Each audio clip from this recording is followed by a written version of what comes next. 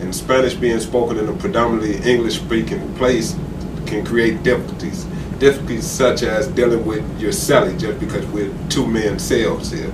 So if a person that only speaks only Spanish with an English speaker, that can be communication breakdowns.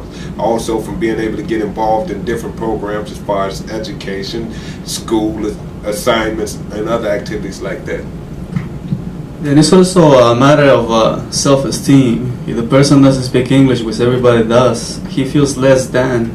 And we have some really smart people, but because they don't speak the language, they treat it as though they're dumb. So it's an initial self-esteem that is going to help them not only here, but also when they get to go home. Also, when there is a need to communicate with staff, following simple directions and instructions, if you're not able to understand the language, it can lead to possible segregation or infractions.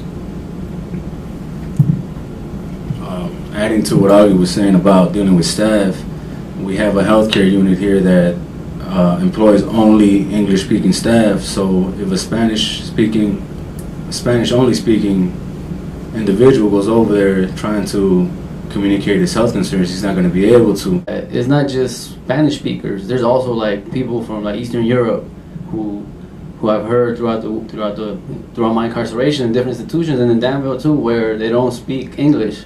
The institutions in Illinois, you have to have, I think, is it your GED or a specific grade in your ABE to qualify for the state pay. If you don't have your ABE or a certain grade, you're limited at a $15 a month, no matter what job you get. Even if the job you have pays $30 a month, $60 a month, you're only going to get you're on pay restriction.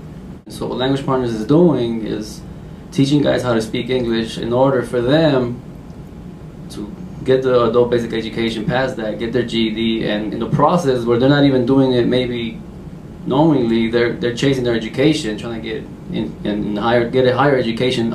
They're also passing that criteria where they can get paid regular for any job, and it's